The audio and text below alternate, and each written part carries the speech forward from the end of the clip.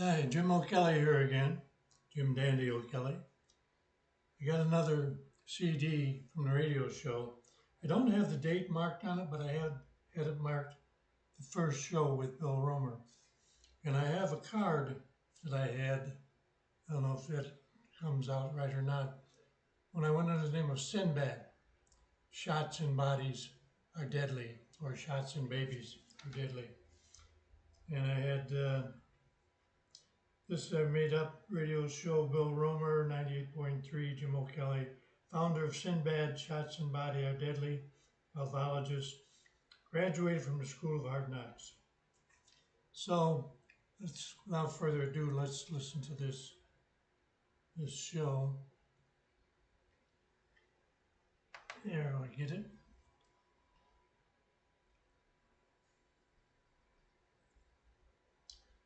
Don't go fast. Okay. See you later.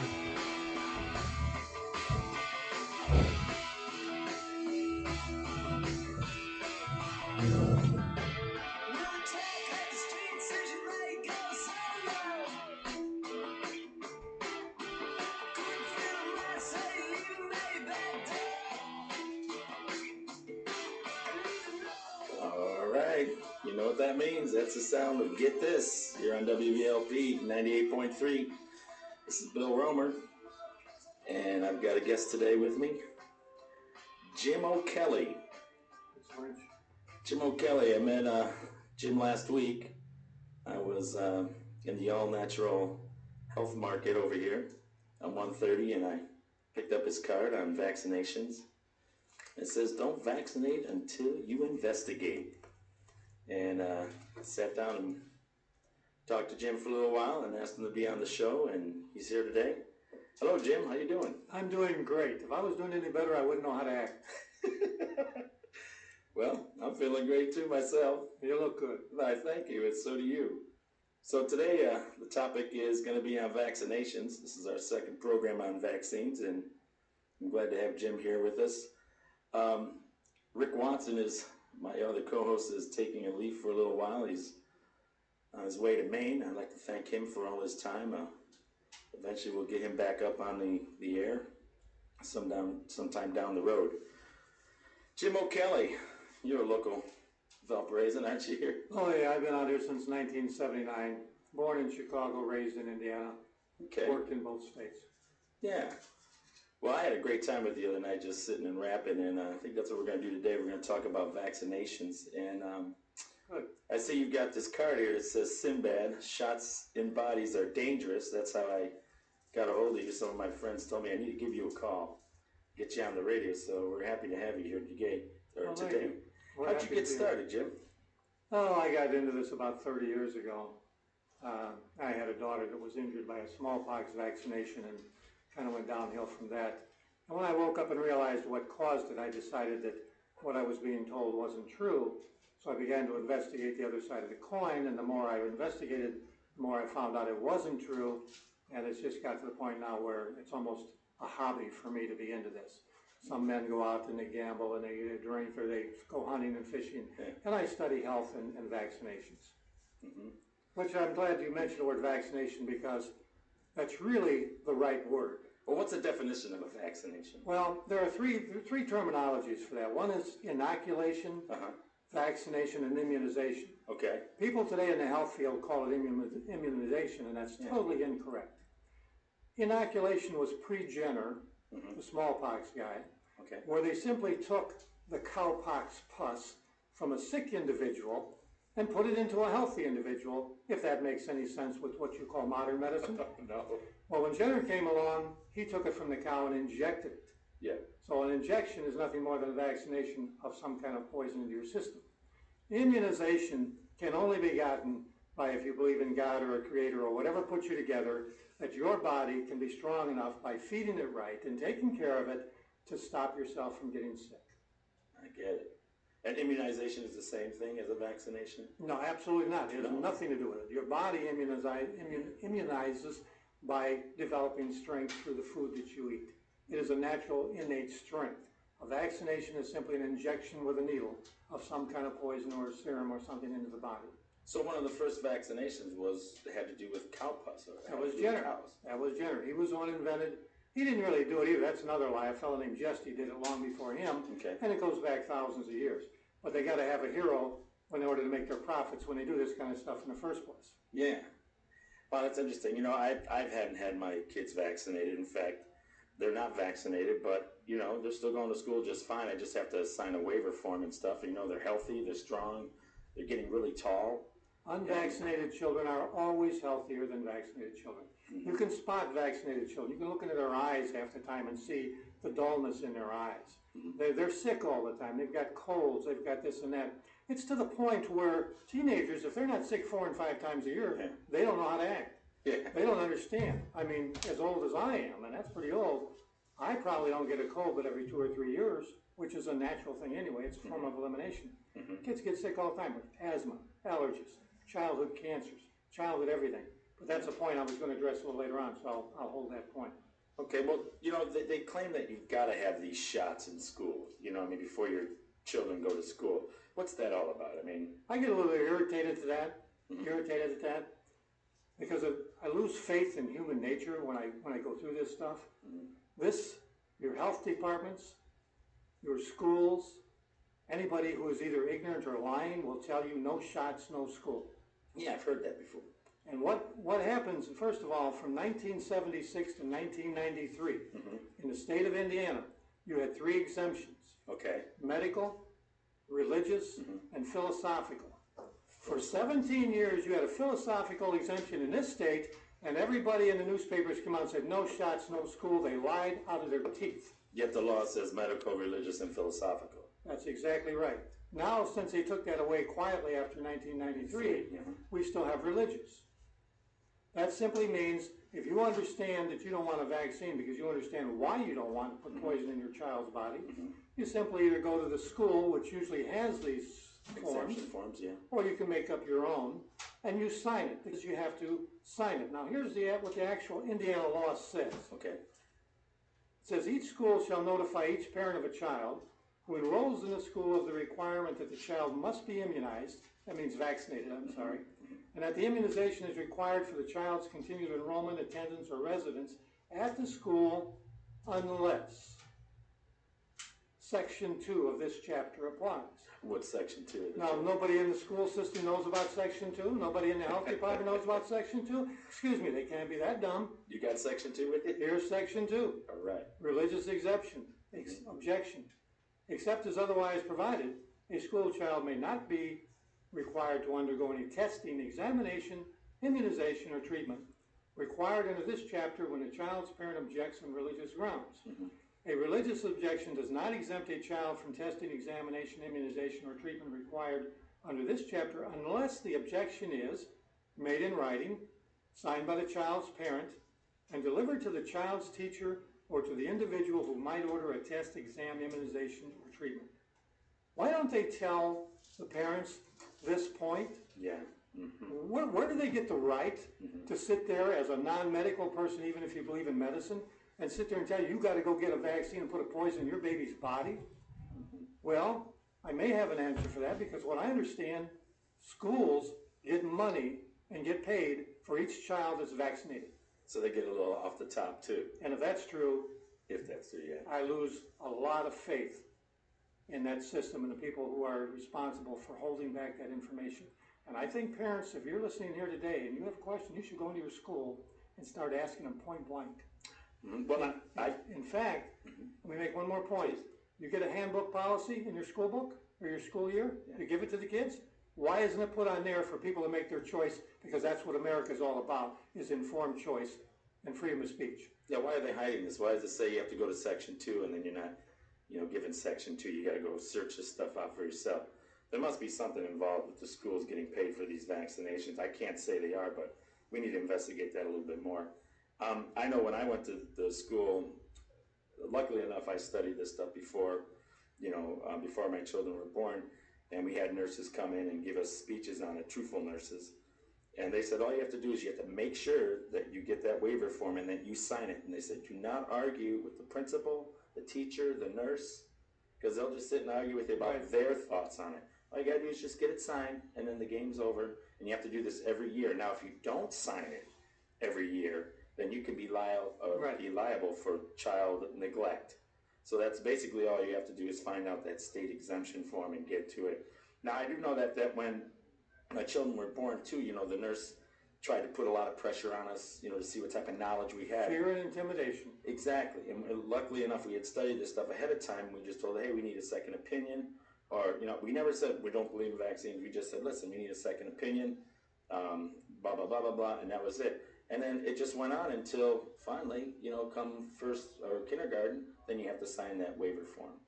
Right, and the exemption form, by the way, you need to be aware of the pediatricians who have really cut their back up against the wall, because there's just thousands and thousands of people in America today that are aware of what's going on, have come out with a new form of their own. They have.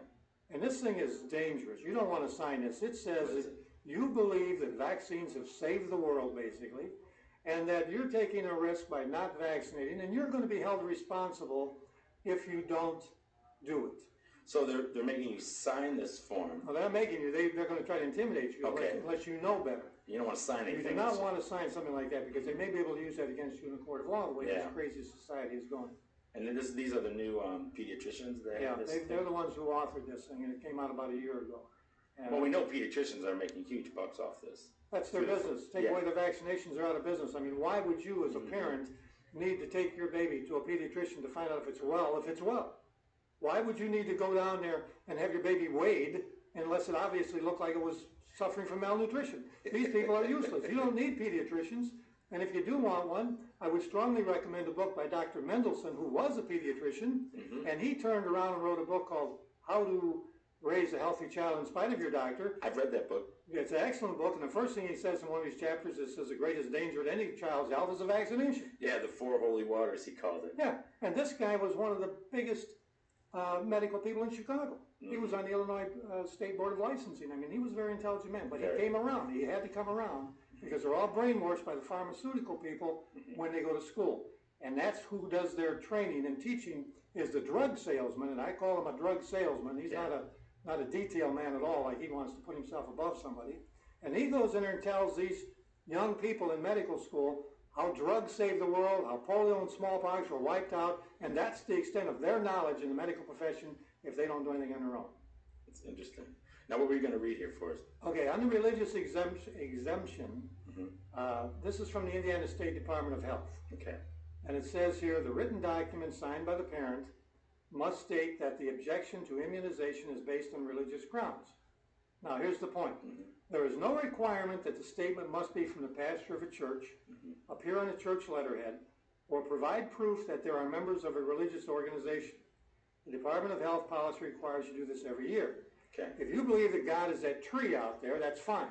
Don't let anybody tell you any different or try to question you. These people in schools have no statutory authority to question you about the law. They're in the business of teaching. They're not in the business of lawmaking. They need to mind their own business and simply tell people the truth and let the people with their intelligence make up their own minds. Yeah, that makes sense. That makes a lot of sense. I can't get off on this bandwagon every once in a while. Well, that's okay. I mean, they're not doctors either, and so now here's the Thank God. Got enough of those guys as there is. Yeah, there's a lot of them. Now, I want to say that there are. Now, what's this thing about Walgreens flu shots? No, this is a beauty. I lose faith in the American people to get these flu shots. Yeah, it's a big thing now. I mean, at schools too, a lot of the school teachers, because I work at a school, and they're like, oh, that flu shot's coming around, you better get it, oh boy, you better get it. And I'm like, what did you do before there was flu shots? Yeah. You were just fine. That's right. Your body has a natural immune system to break down these things, and, well, go ahead, I'm sorry. No, that's all right. This Walgreens flu shot thing. And it's right, the flu, people just don't understand. The flu, or a cold, is nature's way of eliminating poison built up in your system. Okay. It is nothing more than mucus caused by mucus-forming foods. And when it builds up enough, you get a symptom, which is what the medical profession deals with, a symptom, not a cause, because they don't understand the cause of sickness anyway, and they certainly haven't had a cure in 10,000 years, so I don't know even why they're in business. But are these Walgreens shots, are they free now? I mean, they can't even give things away. Nobody does anything without anything. Follow the money trail. and you'll find the truth in America. That's the problem. That's a beautiful statement. Listen to this. You go to Walgreens. I picked this paper up Go ahead. a couple of years ago, and here's what it says.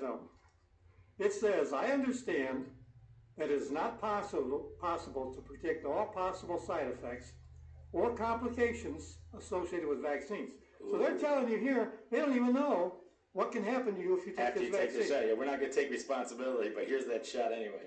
Then he says, I understand possible risk associated with influenza, and this vaccine may include, it's kind of small reading here, but are not limited to part, injection at the site, headache, fever, paralysis. I want to stop on the word paralysis for a minute because we're going to talk about something else another time. Okay. It's polio. What was polio? It was paralysis. Okay. They told you they wiped it out, right? Yeah. You've never seen anybody in this country that's paralyzed anymore? This very flu shot will give you paralysis or give you polio, which is just another word because the medical profession loves to reclassify their diseases with different names in order to get around things. For example, you have poliomyelitis, which simply meant, from the Greek, inflammation of the gray matter of the spine or the brain. Okay. That's all it is. When you have encephalitis, you have inflammation of the brain. Yeah. These things were all polio symptoms to begin with. We don't have those things anymore. People get inflamed all the time. Yeah. But they call them different things, so they can give them a different drug. So anyway, here you go. The other thing is this, I'm not sure I'm pronouncing this right, Guillain-Barré syndrome. Okay. That's polio. That's all that is, paralysis. They're double talking yourself here, basically.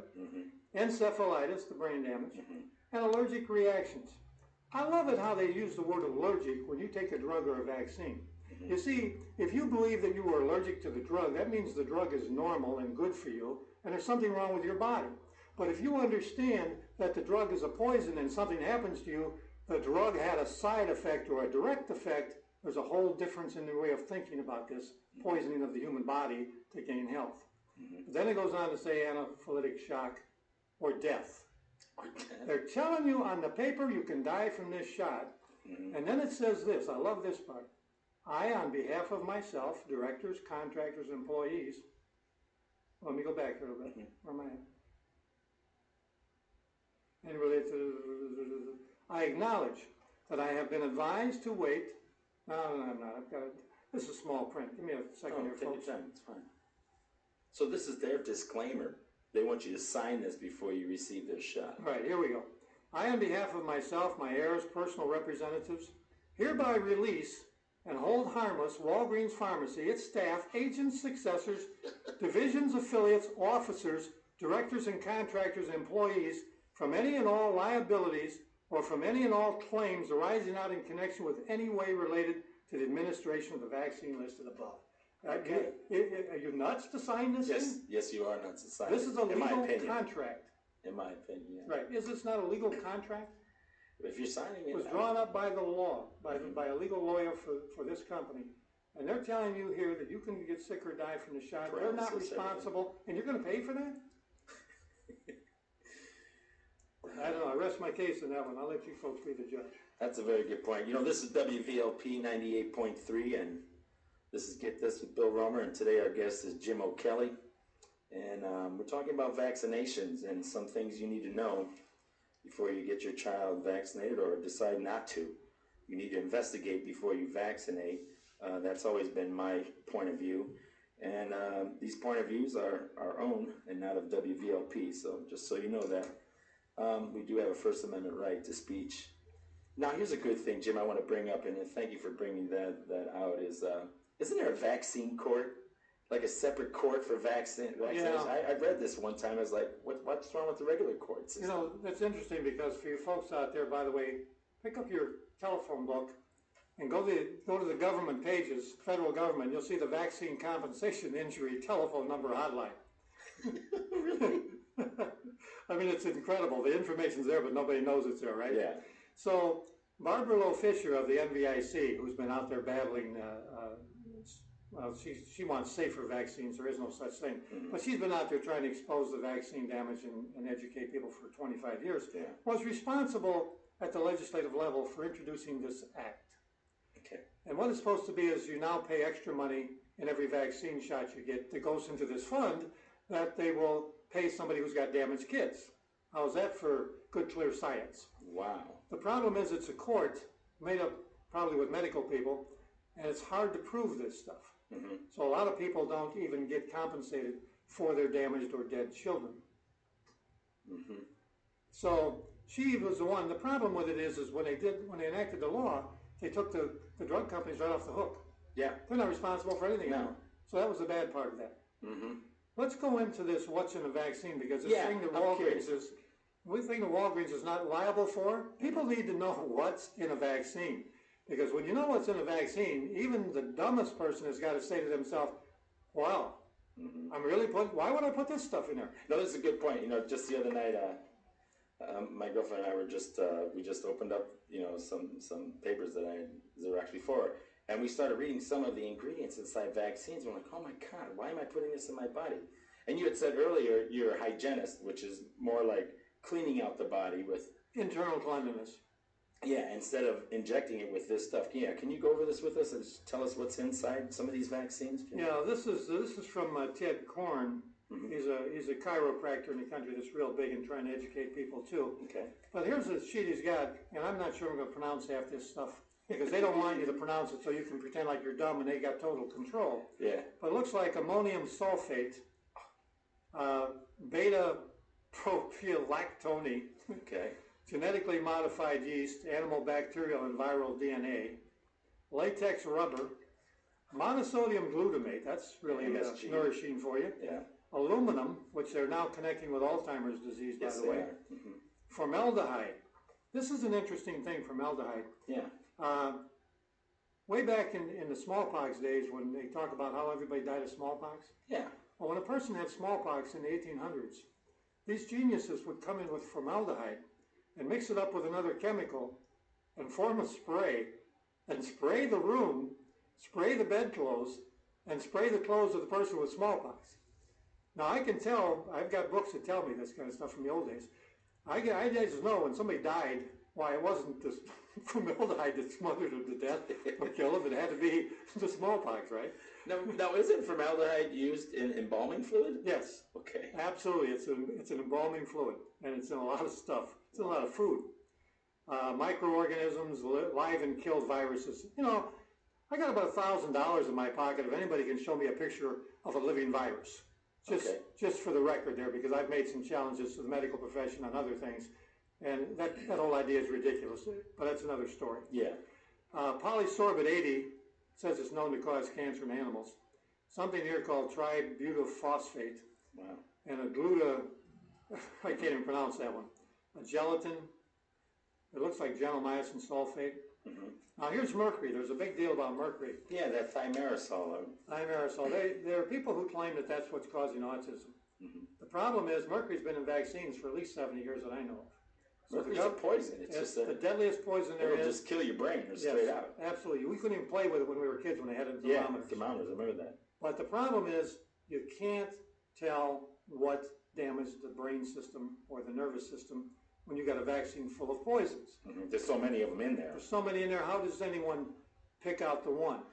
And there's no scientist and there's no machine or technological advancement that can go inside the human body at the stage where a cell is being destroyed and watch it being destroyed. They can only see the vaccine going in. They can only see the dead or destroyed cell. Okay. The function is where they cannot prove, and that's why they always come back and say, well, you can't prove the vaccine caused this. Yeah.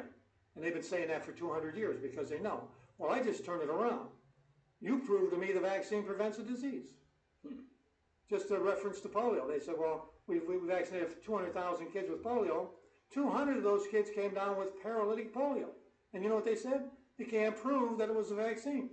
Wow. And then they went on to say that the other one saved all these kids. Well, there were 40 million kids in 1954, including me, that never had polio vaccine and never got polio. How did we survive? Wow. You know what I mean? Yeah. And then they got this neomycin sulfate, phenol, which is antifreeze. I love this one. Phenol is used as antifreeze, toxic to all cells, and capable of disabling the immune system's primary response mechanism, but there's no proof this stuff causes damage in the body. So who came up with these vaccine ideas in the first place? I mean, because when I read on this stuff the other night, I saw there was monkey liver in there. Like you said, there's cowpox. There's parts from cows. Well, chicken the stuff. kidney monkeys are what they use to make the poison for the polio vaccine. See, all vaccines were made from animals. Yeah, why? Well, you want to know what? I think because they're all insane. Okay. I think these people are all educated out of their common sense even back when they started it. Because when you take a sick poison, out of a sick animal, yeah, you're going to get sick. You're going to get sick. Yeah, that's exactly right. But they tell you that, by injecting a little bit in your body, then your body gets these antibodies to defend it as long as it's in a small amount, and then you build immune to it. Yeah, which is kind of a theory in itself about the antibody system either. But take a point from the hygienic system. Mm-hmm. We believe that a sickness is built in a system through metabolic waste, cellular debris. Go back. So this is more waste being injected into your body. Exactly. You're putting poison on top of poison. Yeah.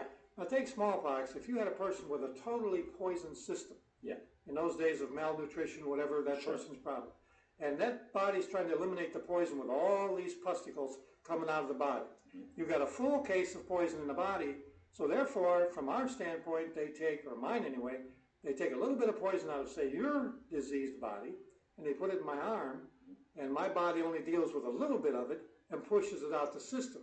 So instead of thinking, well, you were full of poison 100%, that's why you were just erupting everywhere, and I got 2% poison, I'm eliminating the poison, they said, oh, well, it was infecting, and therefore you got a milder case of the disease. It's a matter of conclusion, which is what the entire medical profession is based upon, this conclusion. They are not a science, they have never advanced. Now, let me make a point. Sure. I'm not totally against medicine, allopathic medicine. If I have a broken bone, or I'm in an accident, I want the best surgeon in the world. You're right. But to deal with somebody who's going to poison my system and cut out my vital organs, no thank you. Now, these doctors are getting kickbacks, obviously, from these pharmaceutical companies by giving these injections. So are the pediatricians, and now Walgreens, and maybe even schools, as we're saying here. Yeah, I don't know too much about the kickbacks for vaccines. I've heard that there's kickbacks to go get tests from one doctor to another on certain kind of testing things. Okay. And that probably is in there, but I've read about it, but I don't really zero in on it, because to me, you got to get rid of the initial cause of all these problems rather than some of the effects, which is what that is. Here's something that I made a point to the other day is, I'm not going to, even in nature or in life, I'm not going to go out, cut open, a diseased cow, take its blood and, drink it or inject it into my body. That doesn't make sense. You're right, it doesn't make sense. It's unnatural to do something like that. And the more you read medical history, the more it doesn't make sense, the more contradictions there are. They contradict themselves. I have 2 articles from 1860 from the Boston Medical and Surgical Journal. 1860? Yep. Uh-huh. And the one week the doctor said made a point on health, and the next week another doctor was strictly the opposite. 2 diametrically opposing views on the same subject. Mm-hmm. And when you read medical history, that's all this is guesswork. These people don't have any science behind them. They can't prove anything. It's all psychology of manipulating people, and now they use intimidation and fear for you to follow their ways rather than natural common sense of how to take care of your own body. Now, I know we talked about earlier about the microscope, and you had a good point about the microscope about 1930 when about the electron. You want to talk about that a little bit, how you couldn't actually see the viruses at the time? Yeah, I'll mention on the virus thing. I'm doing a whole thing on viruses, but to me that's the biggest con job in the world is the virus causing you to have disease. Mm-hmm. What prompted me was the fact when I read these books and they tell me that a virus is a dead thing that comes to life. Yeah. It doesn't make a lot of sense to me. So then, not only that, it tricks the cell into allowing itself into the cell, mm-hmm. and then the cell reduplicates the virus rather than the cell. Mm-hmm. I think that's against the laws of nature. Mm-hmm. If you plant corn, you're not going to get green beans. True. If you plant apples, you're not going to get oranges. Like reproduces like. Mm-hmm. So this cell is not going to reproduce a foreign element that destroys itself. That totally makes no sense at all. But the point is this, they didn't invent the electron microscopes until the 1930s, and they weren't perfected until the 1970s. According to them, you can only see the virus through an electron microscope, which only sees dead things. You can't see anything alive, so I don't know. No, so it's dead. Yeah, so where do they get a living virus from, I don't know. Mm-hmm. But with that dead virus, prior to that, they were using no microscopes, they saw nothing, but they still believed that in that cow pus was not the cow pus that they injected into your body that made you sick, but something alive in the cow pus. Mm-hmm. Okay? this was called a virus. Now, the word viruses, plural, didn't come out till late 15th, 16th century. Okay. Virus simply means from the Latin poison. When you talk about vaccination or vaccinia, the word vac means cow. So vaccinia virus, of which I just showed you in this one book from 1814, simply meant cowpox poison. And that's what these people were doing. The scientists and doctors were doing in the 1800s. They were taking poison and they were putting it into a live, healthy individual, and they were watching the results and drawing conclusions. Yeah. And that's all it was. It's like guinea pigs. Somewhere along the line, somebody came along with this virus thing and said, well, how do we make money? How do we go into figuring out something in that virus and that poison cause and call it a living thing, and we'll make up this story about it's dead, it's alive, we'll confuse the heck out of them, and then somehow we'll make money if we can get these people to believe that. And that's what they market today. Probably came from the Rockefeller Institute, because I have some research on them too. They came through the AMA and the Rockefellers, I know. But that's another story too. Yeah. And the virus growing thing, I'll mention that at one point, maybe it'll clarify. John Enders in 1949 was credited with growing a virus. And man, I wanted to find that. When I got that information, I want to know how you grow something that's dead. Well, John Enders took the monkey kidney cells. He put his poison into the live monkey kidney cells, and some days later he examined the cells, and the cells were destroyed. So he concluded not that the poison destroyed the cells, but some infecting agent in the poison was responsible. That is your so-called science when it comes to this medical cause of disease stuff. Now, you brought up another great point, is that you always follow the money trail. I've always said that here on the show, if you want to get to the heart of the matter, just follow the money trail and find out where that money is going, who's getting paid, who's not. I mean, if they have their own vaccine court and they're exempt themselves from being sued, then that should tell you right there that they're not really sure about what they have. Yep. If you can't sue somebody for what they did, then obviously they don't have enough confidence in their vaccines. And now, there's vaccines everywhere now. Oh, we're going to get a vaccine for this, or we're working on an AIDS vaccine or a cancer vaccine. And it's really scary, especially if you don't have any knowledge. So, to our listeners out there, I just want to say, you do need to investigate before you vaccinate. You need to talk to people who are in the field, and also people who are outside the field who are fighting it. I know there's a lot of doctors out there, like Dr. Mendelsohn. You said his book I read before we had children. I tell you, that opened up a whole world of thought. And he was strongly against vaccinations also, and also fluoridation of the water. And he had the 4 holy waters, he called that, which of the medical field of the Rockefellers. And I tell you, I just really love that book, if you can get that book out there. There's also some other doctors, I can mention a few. Dr. Lorraine Day, who survived cancer. Dr. Joyce Riley, who talked about the mycoplasma and the Gulf War syndrome. Dr. Horowitz, Dr. Strecker on the AIDS, you guys can look up these. Yeah, now we have the internet. So, before we had to search for this stuff or their books or go to their seminars, and, these doctors are getting death threats, and, they're coming against the system, that provided for them, but they're also, in my opinion, are truth seekers who want to see the profession still go on, but in a truthful way. That's a good point. And, stop and think about it. If you're a medical doctor and you are in mainstream, I mean, you're one of the most respected people there are, unfortunately, but you are, in my opinion. Yeah. And why would you go against the entire world unless there was truth involved? Why would you give up making all that money and prestige and being one of the good old boys unless you knew something that they don't want you to know, or that you feel other people need to know, rather? You're right. You're only as good as your name and the truth you bring, in my opinion. You'll know them by the fruits they bear. And I think these doctors are very courageous at this moment in time to come out against this stuff and also give the reason why they are.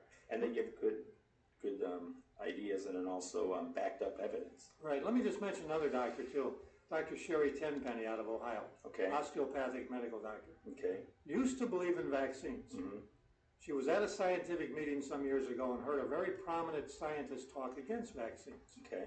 And she said, well, that don't make sense. That's not what I've been taught to believe. I'm going to investigate this myself. So she said, what I'm going to do, like if a lawyer wants to investigate law, he goes to the Supreme Court, the highest court in the land. I'm going to the CDC and investigate this stuff personally. Okay. She spent 6 months out there and said, I can't believe what I'm reading. Really? Now she runs all over the country. She's got DVDs and tapes and things like that educating people on the risk benefits of vaccines. Yeah. Of which, by the way, I'm a distributor for her tapes because I have no credentials after my name, so I have to use facts and documentation like I have here. Research. But if somebody says to me, well, where can I get another opinion? Get Dr. Tenpenny. Okay. Get Dr. Eisenstein. Get somebody who's in the field, and then you can match their medical wits with the medical witlessness of what you've been dealing with. I just made that up. Today we're talking with Jim O'Kelly, and we do need to investigate before we vaccinate, and he's a local researcher here, as myself. And this is WVLP 98.3. We want to thank WVLP today for giving us the freedom of speech. And to continue on here, I want to mention, so the CDC has stuff that you could research there. You can go right on the website. It's available to anybody. Really? Yeah, I stay pretty much in the beginning. My philosophy is, in order to know what's going on today, the deception, lies, misinformation today, you've got to go back to the beginning and trace it upward. Mm-hmm. But there are a lot of the people like Dr. Tenpenny, they got all the CD information, who's dying, who's getting sick, who's making money, who's corrupt, who's not, and that's a good source for that.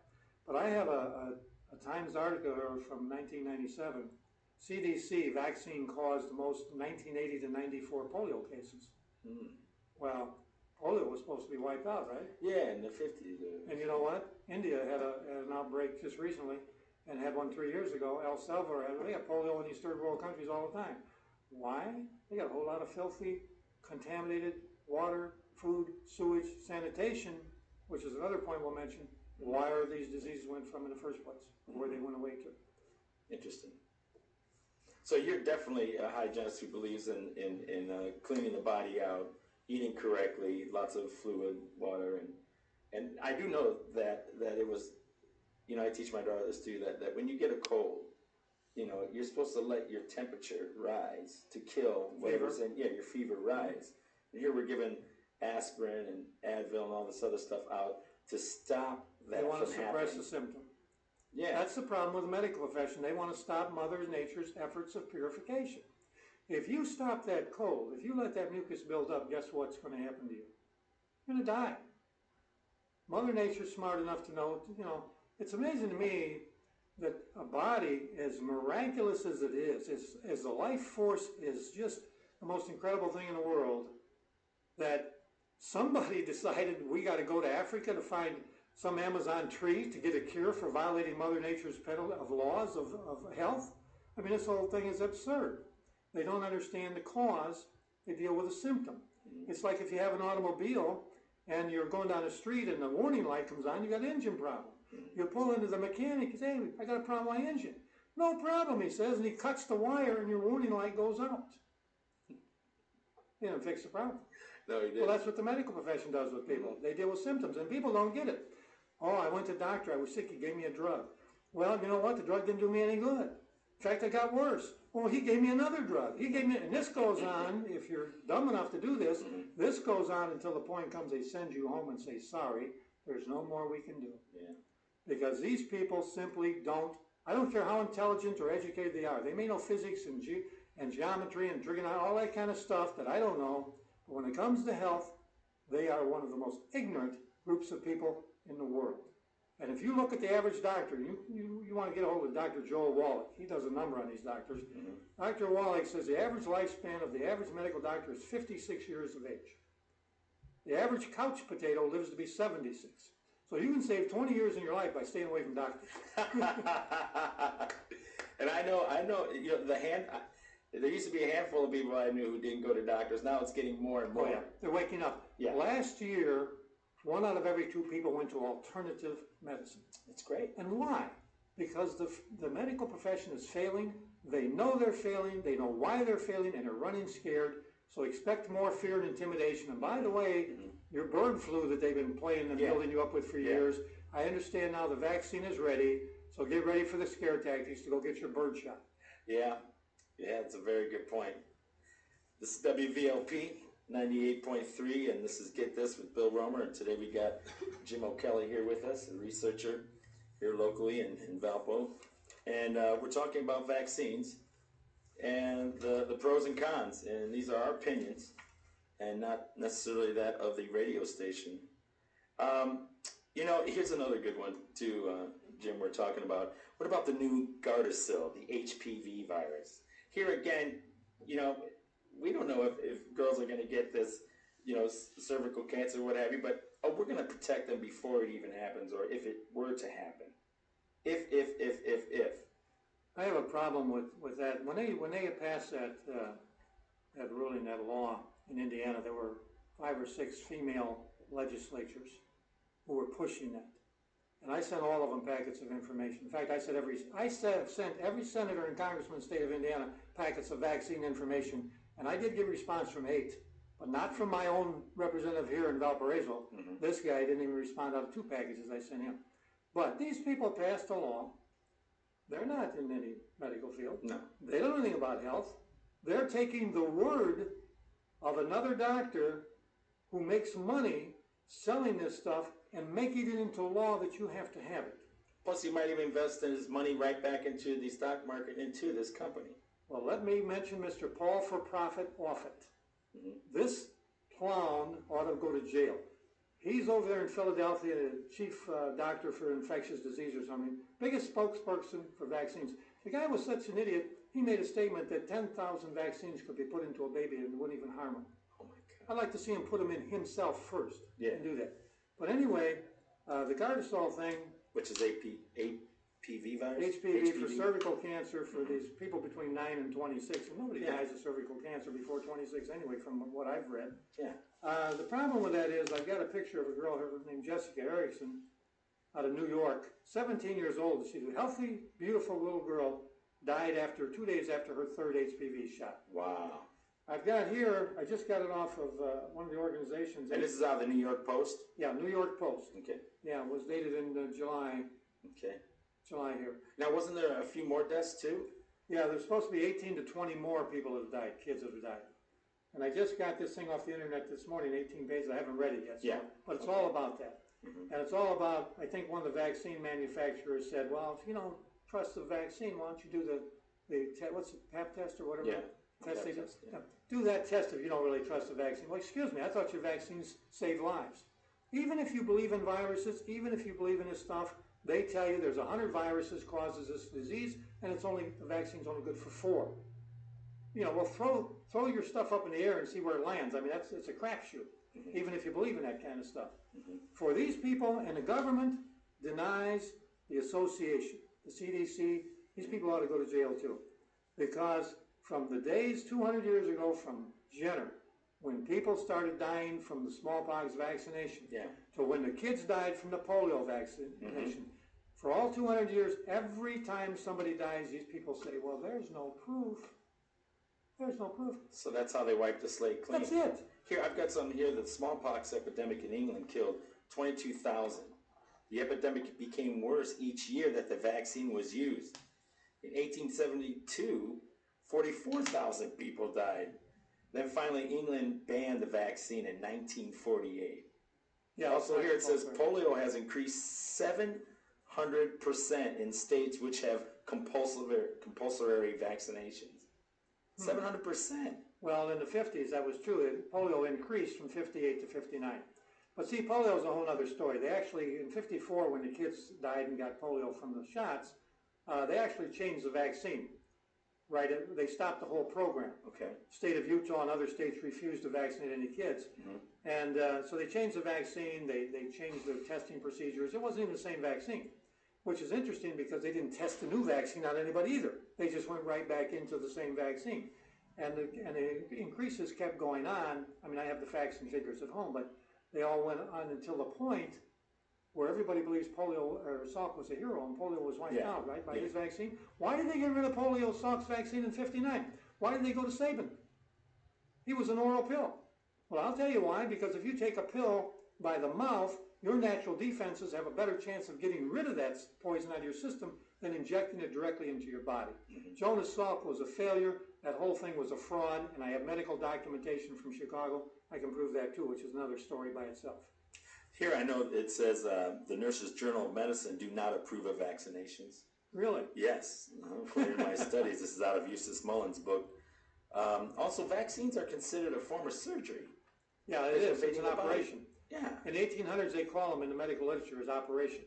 Okay. And as I understand it, you can't operate on anybody legally without their consent. Without their consent, exactly. So I don't know how they wormed the way around that. You know, this has been great, Jim. I mean, we still got another 15 minutes, but I want to say that you know, everybody out there who's having children and stuff, you know, this is my own opinion. You need to study. You know, and there's no excuse now. Okay, I think it's important to hear what your doctor has to say, and again, this is my opinion.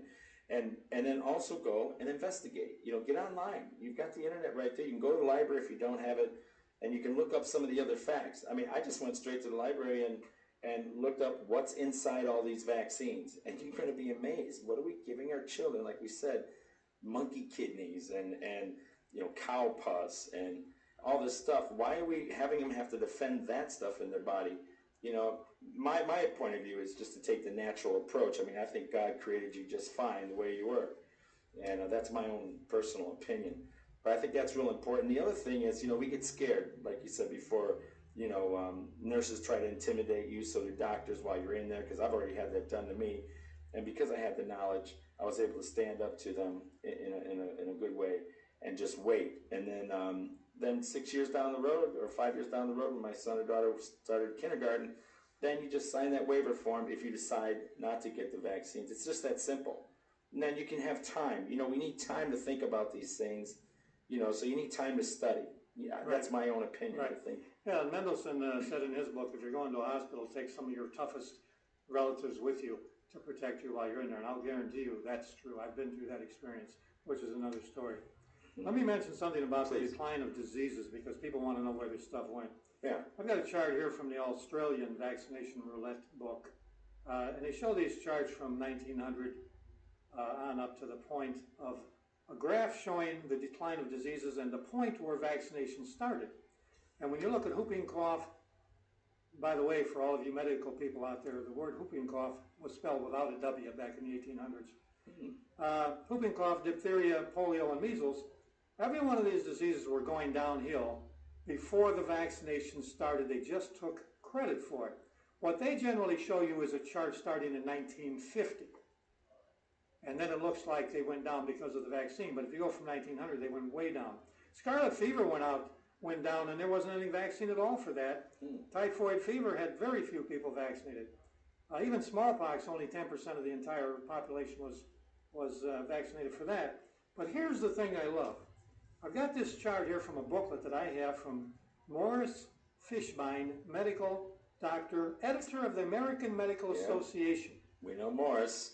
This fellow, yeah, he was a character, but here's a guy who's the expert, and he's got this chart of deaths from these diseases are on the way to extinction. The book was 1958, death rates per 100,000. In 1900, childhood disease death rates were 75.4. In 1950, they were down to 1.7. When did our vaccination start? 55? Morris Fishbein sits here and tells you this. Now, these people always have this attitude, and they want to kind of get at you a little bit, but he says, through education in the value of a periodic physical examination and through the teaching of personal hygiene, intelligent persons are being enabled to live more and more comfortably. The death rate of TB has been reduced by more than 1/2. Typhoid fever no longer menaces communities which are willing to pay the price for good milk supply, good water, proper sewage disposal, and inspection of fresh and prepared foods has practically abolished the menace of diseases formerly transmitted in this manner. Folks, is that what they're telling you? They're telling you germs are causing you to get sick. Viruses are causing you to get sick. Here's a top medical doctor back in 1958 telling you what the real cause of disease elimination was and prevention, and nobody is telling you that in your school books, I'll guarantee you. Now, do you believe that nutrition plays a big role, Jim? I believe nutrition is the key to preventative medicine. You know, there's no cures for anything, in my opinion. You're not going to go, when you're sick, you're not going to go take something. And the health people, I have problems with them a little bit, just like I do the medical people. You know, if we build disease and we need to eliminate the poison in our system by, like animals, you stop eating. Like when you're a little kid, you go to bed and you lay there and rest and your body cleans itself out. If that's really the truth of health, anything you take when you're sick is going to be a problem for the working digestive system. In other words, you have elimination, digestion, assimilation, all these functions going on. When you are sick, you need to stop all that action and let the elimination process take full effect. Like fasting. And fasting is beautiful. I've been doing that for 30 years. Did And Christ that's fast before? another taboo subject here that Americans are taught that is totally false too. But anyway, when you do that, if you take, I don't care if it's from a health food, I don't care if it's a drug, you're interfering with the body's process. The body needs to clean itself out. Now, if you take natural health stuff, it's not going to hurt you. It can give you a psychological effect of soothing you and coating your tongue and throat and all that's fine. It's not going to hurt you, but it's not going to cure you. Because here's what happens. Bill, you got a cold, I got a cold, and all these listeners got a cold, same degree, same day. You are a drug man. You go to your doctor, he gives you penicillin and all these crazy drugs. But the other listener over there doesn't like drugs, so he takes vitamins. Another listener who don't like vitamins and drugs, they take acupuncture. I don't take anything. We all get well. You credit the drug, they credit the vitamin, he credits the acupuncture. Well, how'd I get well? Follow the point? I follow the It's as point. simple as that. And here's the story. 80% of all diseases are estimated as being self-limiting. They go away no matter what you do. When people in the quackery business found out about this a long time ago, they said, you know, we can give these people some of this stuff, and they're going to get better, and then we're going to take the credit, and they're going to think we're heroes. And that's exactly what happened. And I doubt if half the medical people in the medical profession today even understand that point. And if they do, they're not going to tell you about it. It is interesting. Good point that you made about animals. You know, when they get sick, you're right, they basically stop eating, and sometimes they'll even chew on some grass just to get it out of their system or what have you. Do you believe in fasting at all? Oh, I do it all the time. Okay. I did a 14-day fast just a few months ago while I was working. Okay. And the girls that worked for me said, the 14-day, my God, where do you get your energy from? Yeah. And I just looked at them and said, everything they're teaching you in your biology book about health is a lie. Everything. You want to throw it away, disregard everything they're telling you, and not get brainwashed by that garbage because they're setting you up to be a lifelong customer of the medical profession. That's interesting. That's very interesting, Jim. This is WVLP. This is 98.3.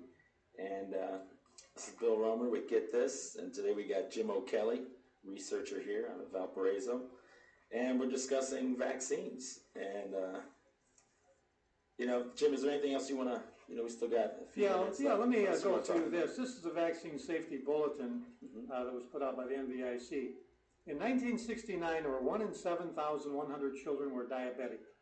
Today, it's 1 in 450. In 1970, autism affected 4 in 10,000 children. Today, it's 1 in 175, and now it's down to 1 in 100. In 1976, there were 796,000 learning disabled children. Today, there are 3 million. In 79, there were 2 million asthmatic children. Today, there are 9 million asthmatic children. 97, there were 1.6 million children with ADHD. Today, there are over 4 million. I mean, it's not getting better, Jim. No. The advent of... Now, where'd you get this? What is this? This is from the National Vaccine Information Center. That's Barbara Lowe Fisher out of Vienna Beach. It's the one that got the law, the vaccine injury law passed. Okay. That was her group. With you know, when I was a kid, my God, I only had smallpox vaccine, and I'm not sure I had it because I don't have a scar, but I had no vaccines. My whole generation didn't have vaccines. But in the 1960s is when they came out with all the vaccines. They're giving you 36 vaccines now with 80 antigens in them by the time you're 6 years old. And some of the reactions, by the way, in case you've got listeners with small children, high fevers, skin hives, rashes, swelling, high-pitched screaming is a serious after the vaccine. After the vaccine, because that's brain damage. Collapse or shock, excessive sleepiness, convulsions, brain inflammation, behavioral changes. Watch your children after they're vaccinated. If anything is, if they're listless, if they're not acting right, you got a problem starting. Mental or physical regression and blood disorders, those kind of things. And here's something here, if you're going to go to a doctor and get vaccinated, it's called a vaccination guarantee. Okay. I, the undersigned, do hereby guarantee the vaccination I give is safe and will not cause any of the diseases known to have been caused by vaccinations, such as paralysis, hepatitis, brain damage, blindness, cancer, kidney disease, or death. I also guarantee that it will prevent the disease it is given to prevent. And if any physical or mental damage results from the vaccines which I give, I will pay the victim of family $1 million without delay, and each vaccinator must post bond and give proof that he or she is able to make good the guarantee before he or she gives the vaccinations. And I'll guarantee you there's no vaccine pusher in the world that's ever signed one of these guys. No. Wow. Now, if the listeners would like to get some of this information, listeners, you're welcome to email us here at wvlp.org. Jim said he'd be happy to get you some of these packages if you're interested. Also, Jim, don't you have a meeting coming up? Oh, yes. October October 12th. the 12th. Yeah, tell us a little bit about that. We're going to have a meeting in Hobart. We've got a gal named April Renee who lost her child at 3 years old with the vaccines, and she now devotes her entire life to running around the country trying to educate people. And her husband, Gary Tunsky, is going to be there also. He's a naturopathic doctor, and he'll be talking about the true cause of disease and health, which is really informative. And where in Hobart is this going to be? Can we get information on this at all? Or yeah, it's going to be at the Ambassador Banquet Hall. Okay. Over there. But they can call me if they want to get more specific details on it. Okay. My number is 462-1976. Okay. And that's October 12th meeting on vaccines, right? yeah, and I'm going to open it up with an expose of the Salk polio vaccine, Bill. Good. I have medical doctors who exposed that thing back in 1961, credible people, top notch. And I'm just going to, because here's what happens. When you talk vaccines, people say, what about polio and smallpox? They were wiped out. They were not. Smallpox was nothing more than a collusion, and the Salk vaccine was a fraud, and them guys should have went to jail over this stuff, and I will give the evidence that will convince anybody with half a brain of what's going on with this stuff. It's been a lie since, and the real problem is when the government got involved and licensed that polio vaccine, and all of a sudden they had to turn into the lying stage in order to get that thing back on the market and save face, because all these kids died and stuff. And ever since then, that part of the government has been totally corrupt. Very interesting. Anything else you want to add here towards the end? No, if I got a second, maybe I'll just mention. You got a second. You got more than a good. second. The Porter County Health Department ran a story here back about a month ago, and they got this picture here of a nurse getting a TDAP shot, which is interesting because I just got some information last night that one of the drug companies admit in their package insert that autism is caused by one of these DTAP shots, and I hope this lady doesn't get it. But she's getting the shot supposedly, but she's got a smile on her face. I see it. You see that? I have seen hundreds of people get vaccinated, and they either are grimaced, yes, or they don't smile. So I'm not sure she's really getting the shot, or it's just a stage job. It looks like a stage job to read. I know. And here in this thing, I can't believe what they're saying. This nurse that they don't picture here is saying that whooping cough is caused by airborne germs. I'm sorry, lady, but I've got a document from the American Medical Association from 1923 that says they proved airborne germs don't cause any disease in the first place. And I personally had whooping cough when I was 7 years old. My brother had whooping cough before I was born, and we laid in bed and coughed ourselves well without your assistance. And then these people talk about misinformation, and this is where you get it from, is saying here that you need to update your immunizations. She said teens, adults, caregivers, parents, and grandparents all need to make sure that they have pertussis, tetanus, and all these diphtheria shots. Hey, excuse me, I was never on a vaccine schedule in the first place. What do I need to update as a grandparent? Jim, you look fine. I feel good. And I will be good as long as I stay away from the allopathic medical profession. All right. Listen, this is WVLP, and this is 98.3, and we want to thank WVLP here in Valpo for giving us freedom of speech. And this has been Jim O'Kelly here out of Valpo. And Jim, we want to thank you for your time today. Definitely Well, the research. thank you. And I'd like to have Jim on again in the future. Don't forget his October 12th meeting in Hobart. His number is 462-1976 if you're interested. Thanks again, Jim. Thank you, and it's been a pleasure. Clear.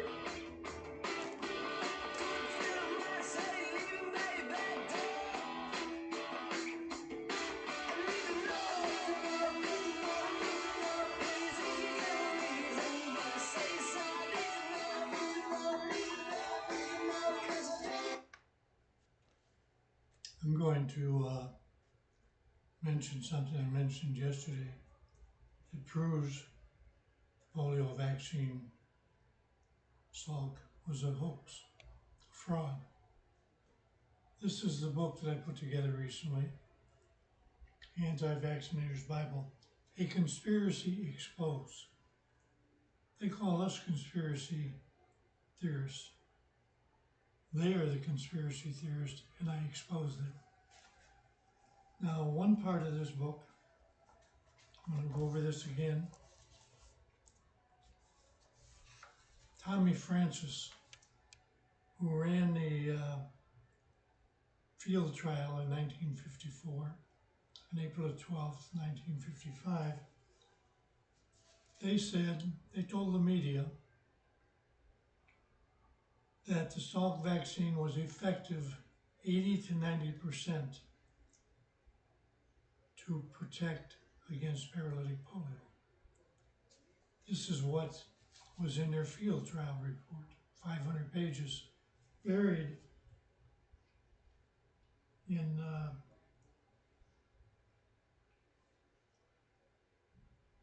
chapter 2, page 31. Francis wrote, "The purpose of the field trial was not to prove that the vaccine was protective, but rather to measure the effect, if any, of an untried product." He lied out of their teeth.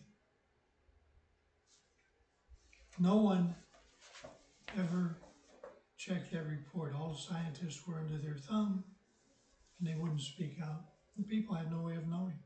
Your parents and grandparents had no way of knowing. Mine had no way of knowing.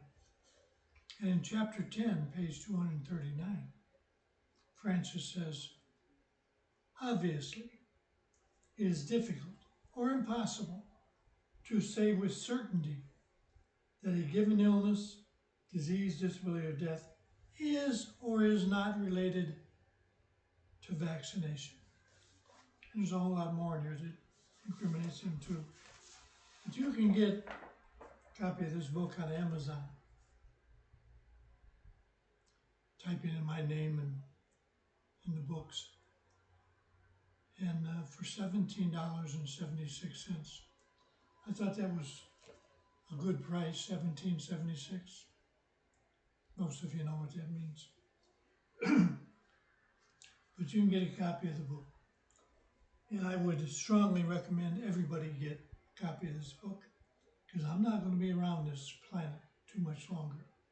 I'm going to be 85 years old pretty soon. But my book will be there. And you'll need to have a copy before they figure out a way to get rid of it. So, have a Jim Dandy day, and I'll see you again.